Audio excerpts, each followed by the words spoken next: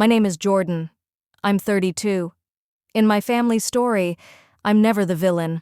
I'm the invisible scaffold, the calm one, the late-night driver, the person who quietly pays the bill so the crisis can end with a hug and a caption about family first. I've been good at that role for years. Too good. 2 weeks ago, my sister texted 8 words that rewired something in me. She needs positive energy only. Okay, please don't come. No, thank you. No, I'm sorry. Just that, after I'd drained $16,000 of my savings to cover her daughter's emergency surgery, after I'd cried outside the ICU and lied to my landlord to stall rent so my niece could get into the operating room in time. That night, I opened the family group chat and stared at photos from the recovery party. Pink balloons, matching family shirts, a neat dessert table with little name cards. The caption read, "We're surrounded by love. Family first." They invited everyone, cousins I hadn't seen in years, neighbors I barely remembered, everyone except me, the woman who paid the bill. My chest tightened like someone was slowly turning a dial. I didn't argue. I didn't send a passive-aggressive paragraph. I didn't beg to be included in a celebration I had literally financed. I booked a one-way ticket somewhere warm. No itinerary, no explanations. The next morning, my phone went into airplane mode. I walked barefoot down a quiet beach until the ocean smoothed my pulse. The sky was a simple blue. The air tasted like salt and possibility. I breathed for the first time in weeks, maybe months, and said to myself, let them notice the silence. They did. 5 days later, the hospital called them about a suspended account. Suddenly, I wasn't too negative to be around. Suddenly, I was essential again. It started with a voicemail. "Hi, Jordan. It's me. Just wondering if we can talk about the hospital thing. Not thank you for paying, not we're sorry we excluded you. Just the hospital thing." I didn't respond. Then came the group text. "Sweetheart," my mom wrote, "could you give your sister a call? She's overwhelmed. Was she exhausted from choosing balloon colors while I negotiated a $16,000 deposit and juggled due dates like knives?" I stayed quiet. That's when the hospital billing department sent the second invoice, this time to my sister. The first had been in my name. The second reflected the guardianship she insisted on for legal reasons. Oops. The new bill, $1,650, due immediately because the last transfer had been reversed. I'd called the hospital from the airport before my flight took off and said, with brutal clarity, I was emotionally manipulated into covering costs. I am withdrawing financial consent. Kindly remove my name from all future correspondence. They did. Clean. Efficient. Final. Now, responsibility had a new address, and she wasn't ready for it. 14 missed calls in 2 hours. 3 different relatives trying to guilt soften me over speakerphone. "Jordan, it's not the time for drama. She's going through so much. Family doesn't keep score." But I had kept score. For years. Every borrowed dollar. Every weekend I spent babysitting so they could reconnect. Every month I quietly covered a bill while they posted brunch towers and beach selfies. If love was a ledger, mine was written in permanent ink. Here's the thing no one tells you. Silence is loud, louder than a speech, louder than a fight. And for the first time, my absence made more noise than my presence ever did. I didn't disappear out of anger. I disappeared to measure the weight I'd been holding. When I stepped back, everything they'd stacked on me started to tilt. By day 5, the calls weren't just from my sister. Her fiancé tried, then her best friend, then a message request from a woman I didn't even know. "Hi, Jordan. I'm Ashley. I handle venue bookings for children's parties in Pinebrook. There's a little issue with a final payment, a children's recovery party, a $2,300 catering bill, specialty balloons, a magician, all charged to the same card they had quietly used a dozen times before, my card, the one I canceled mid-flight. They had booked it assuming I'd handle it, assuming the Bank of Jordan was always open. Now the vendors were calling. The venue was threatening small claims court. The magician wanted his deposit. Everyone was discovering at the very same time that their favorite resource had boundaries and a credit limit that no longer belonged to them. The fallout wasn't just financial, it was a chain reaction of consequences hitting people who'd never thought the word consequence applied to them. Edges they'd never felt were suddenly sharp. Late that afternoon, I stood on my balcony with a glass of water sweating in my palm, watching the sun sink like a slow promise, when another notification lit the screen. A blog post, tagged to my public profile, shared by the hospital's charity partner. They had posted a photo of my niece, small but fierce, smiling from her recovery bed. The caption talked about bravery, community, and the anonymous family member who made urgent care possible. Anonymous, a word that fit like an old sweater and burned like new skin. I took a breath and let the salt air in. Anonymous meant they didn't name me, but it also meant no one else could. My sister couldn't parade me as her hero after deleting me from the party photos. She couldn't use my generosity as a stage prop. My name belonged to me again. That evening, my voicemail filled with a different tone. Less demanding, more frantic. "Please call me back. We can fix this. You're taking this too far." My mother sent a heart emoji, then 3 question marks, then a paragraph about how family doesn't keep score. I pictured the scoreboard on my kitchen whiteboard that no one knew existed, the one where I'd started tracking time, not money, hours in hospital hallways, nights on couches, days off spent at the DMV correcting someone else's mistakes, whole weekends used up sitting with a child I adore while the adults went just for a quick drink that always lasted 6. I used to believe being needed was the same as being loved. Now I knew better.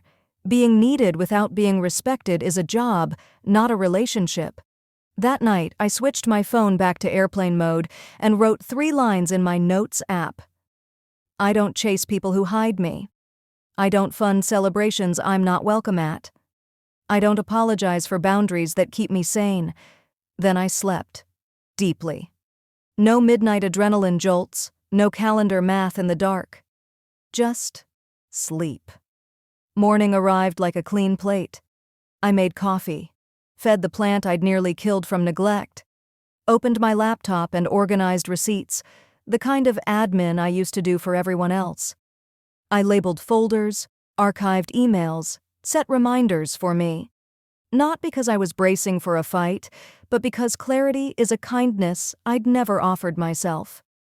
By lunchtime, the texts had shifted again, from guilt to logistics. "Can you at least talk to Ashley about the venue? Could you unlock your card just for today? We'll pay you back. Promise." I stared at those promises and felt nothing. Not rage, not triumph, just the relief of not stepping back into a burning room. I typed one reply, sent to the whole chat. "Please direct all future inquiries to the responsible party on the invoice." Then I muted the thread.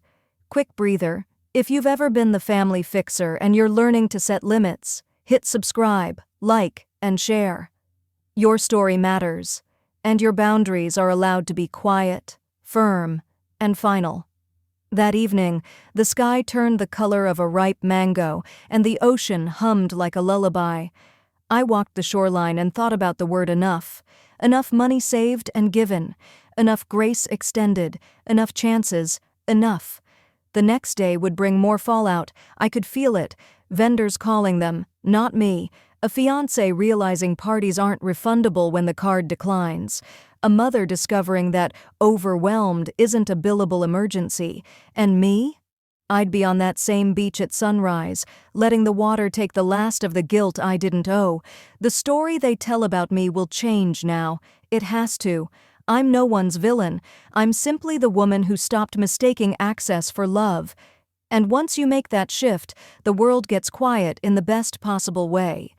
The charity blog's photo of my niece ended with one line I couldn't stop replaying. "Healing is a community effort." I smiled. Maybe it is. But healing also starts with a single person choosing not to bleed for a crowd that won't even hand her a towel. Have you ever been praised for kindness in public, while behind closed doors, the very people you saved turned you into their enemy?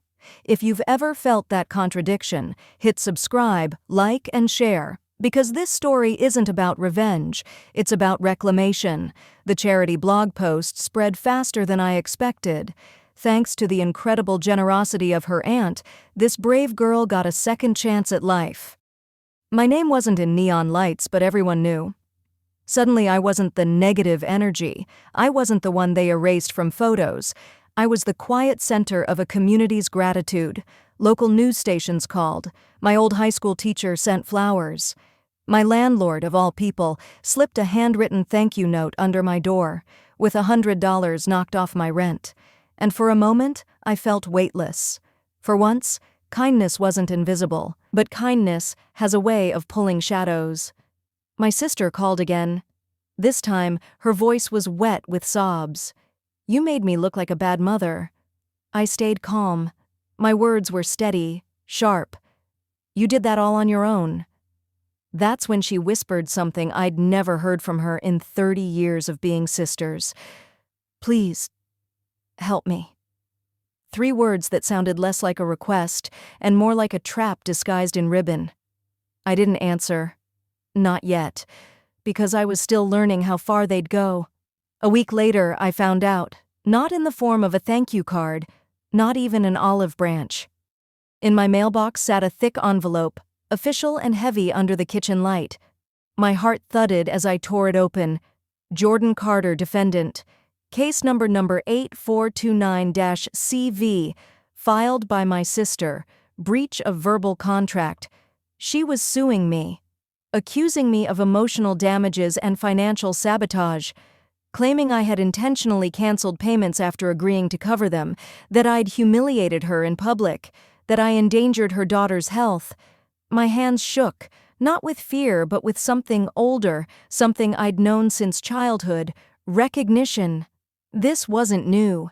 It was the same manipulation she'd worn all her life, just dressed in pearls and paperwork. I called for help. A women's legal clinic took my case pro bono. The first lawyer flipped through the complaint, smirked, and said, "This will be thrown out faster than a coupon in junk mail." Still, I prepared. I gathered everything: texts, voicemails, invoices, bank receipts, even the hospital's viral post, time-stamped proof of where my money had gone. The hearing came. My sister arrived in her best pearls, eyes red, tears cued like stage lights. She wept about betrayal, about sisterhood, about promises broken. She spoke like she was auditioning for sympathy. The courtroom leaned into her drama, but the judge did not. She was an older black woman with silver hair and a gaze sharp enough to slice lies. She listened, silent. Then she turned to me. "Miss Carter," she said, "do you have anything to add?" I rose, not angry, just clear. I didn't abandon my niece. I paid for her life-saving care. What I won't pay for, ever again, is being used. The judge nodded once. Sharp, final. Case dismissed. Plaintiff is advised to reassess her definition of family. The gavel fell like a closing door. My sister burst into fresh sobs, but no one followed her out. Not the clerk. Not her fiancé. Not even our mother. This time, her tears had no audience. Outside, the sun struck my face, warm and unfiltered. On my phone, a voicemail blinked from a number I didn't recognize. It was a nurse. "Jordan, I don't know what you did, but your niece's recovery is ahead of schedule. She keeps asking when she'll see you again. That was the only victory that mattered. The rest was noise." Quick pause here. If you believe boundaries can coexist with love, hit subscribe, like, and share. Because sometimes the bravest thing isn't paying the bill, it's closing the account. But the storm wasn't over. 4 days after court, Mom showed up on my doorstep. Not weeping, not furious, just tired. A silk scarf draped over her shoulders like a peace flag. "I don't want to fight," she said. "I just want to talk." I didn't move aside. I waited. And then she reached into her purse and pulled out a folded piece of paper. It was a printout of a GoFundMe page. My stomach twisted as I read it. A photo of me smiling beside my niece, my story, my name, my face, the caption, "Help this little girl recover, thanks to her devoted aunt." Donations totaled over $12,000. "I didn't mean for it to go viral," she mumbled. "But people cared." It helped. I stared at her. "You raised money using me and never told me?" She flinched, then scrambled for justification. "It was for your niece. You said you didn't want to help anymore." But the truth was clearer than the ink on the page. They didn't just erase me from the party, they tried to own me in public. They turned my sacrifice into content, currency without consent. I held the paper tight, my pulse steady now. They thought boundaries were walls, but boundaries are mirrors, and this time I was done letting them pretend they didn't see themselves. Have you ever realized the only way to protect your peace is to stop being someone else's cover story? If that lands, hit subscribe, like, and share. Because choosing truth over approval can save more than money. It can save you. Mom stood on my doorstep with the GoFundMe printout trembling in her hand, eyes shiny with the kind of tears meant to soften a heart. "Please don't report it," she begged. "It'll shame the family." "Do you want the world to think we're scammers?" I took the paper, folded it once, twice, calmly. "You already did that part," I said. She cried harder, performative, practiced. I didn't soften. I closed the door. Then I did what I said I'd do when I promised myself I wouldn't be used anymore. I called GoFundMe support, reported the misuse, attached screenshots, and proof. Within hours, the campaign was shut down, donations frozen, funds rerouted directly to the hospital account in my niece's name. Clean, traceable, right. That night, my phone buzzed. My niece. "Auntie J, Mom's crying again. I told her I'm proud of you. You're the only one who shows up for real." I sat with that message, with the ache, with the quiet bloom of something I hadn't felt in months. Peace that didn't require apology. But the story wasn't done. Someone else had also used that fundraiser. The hint arrived in my inbox, subject line blunt as a knock, "Urgent GoFundMe press inquiry." A local reporter was preparing a feature on viral donation scams. They'd archived the now-deleted campaign and had questions, especially why the withdrawal account was linked to a local real estate business. Wait. What? I went back to the cached page the reporter included, scrolled to the tiny gray print. There it was. Withdrawal account. Sterling View Realty, LLC, my brother-in-law's company. Ezra. Of course. I stared at the screen until the text blurred, then opened my banking app, cross-checked the wire I'd sent the hospital on day one. The account number wasn't the one I had on file for billing. Somewhere between the phone calls and the panic, someone had rerouted the deposit. They'd probably paid enough of the bill to quiet questions and siphoned the rest through back-end changes and my trust. It hit me all at once. The recovery party I wasn't invited to, the sudden "your negative energy," the rush to control the story. I wasn't inconvenient because I was dramatic.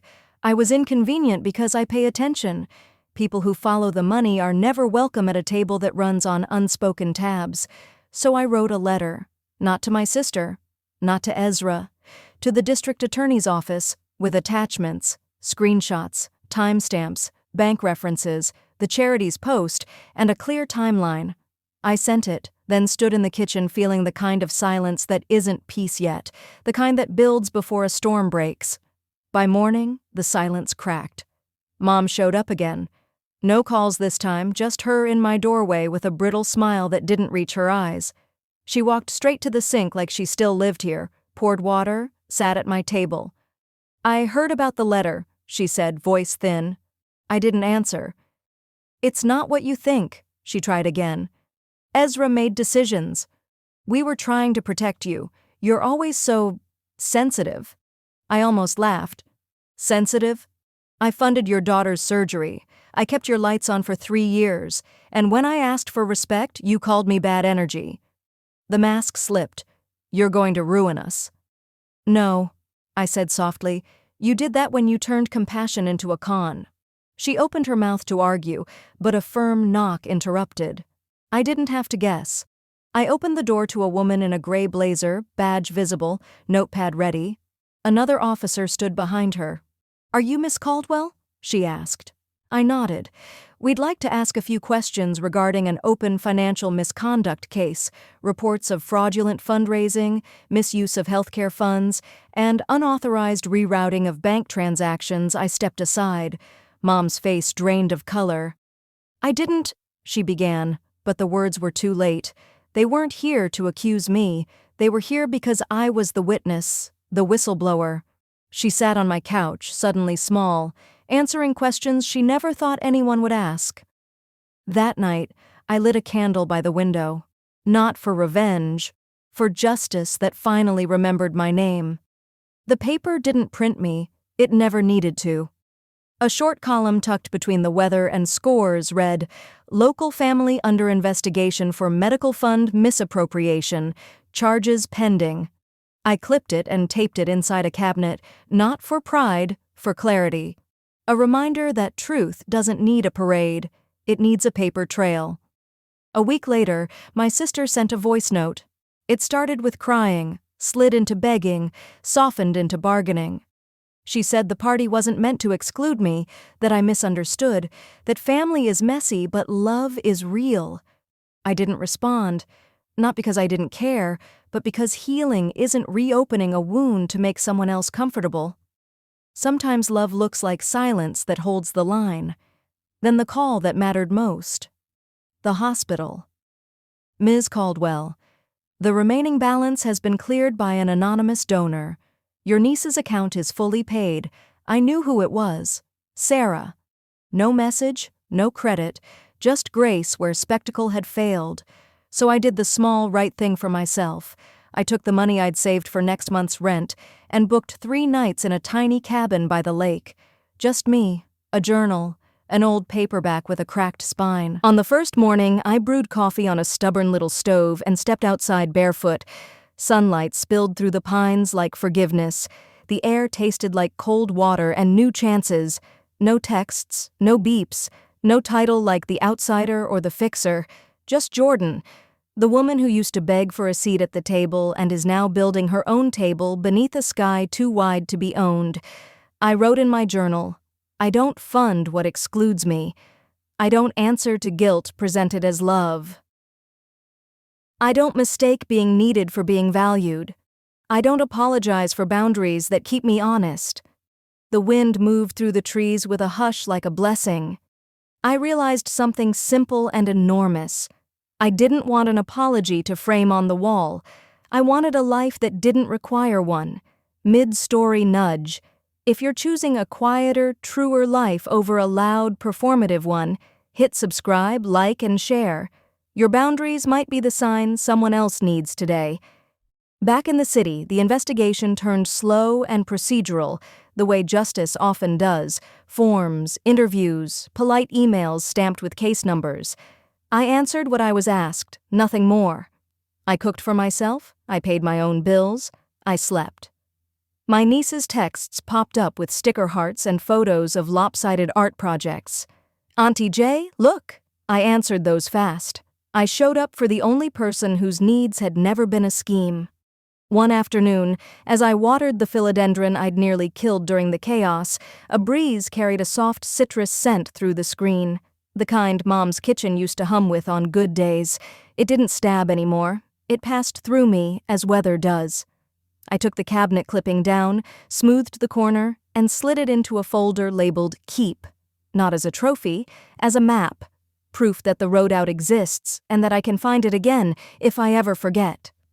That evening, I walked the long way home.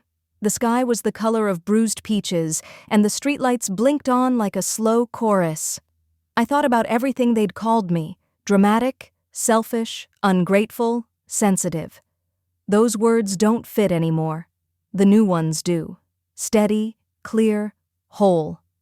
At my door, I paused, hand on the knob, and said aloud what I wish someone had said to me years ago. You'll never steal my peace again. People say healing is loud. Mine arrived as stillness. No grand speeches, no victory lap. Just the meal I cooked for one, the dish I washed in quiet, the bed I made in a room that finally felt like mine. The truth is, I didn't become the villain. I stepped out of the role they wrote for me. Tomorrow, I'll send my niece a new book and a note. Proud of you. I'm here. I'll go for a walk. I'll answer the calls that respect me and mute the ones that don't. And when I catch my reflection, I won't see the fixer or the fool or the bank. I'll see a woman who did the math on her own worth and balanced the ledger. They'll say I burned bridges. Maybe. But I built a road I can trust, solid, quiet, and mine. And under a sky too wide to be owned, I finally understand. I was never too much. I was always just enough, once I stopped letting them measure me. If this ending gave you the courage to protect your peace, subscribe, like, and share. Somewhere, someone is about to choose themselves, and your voice might be the light on their road.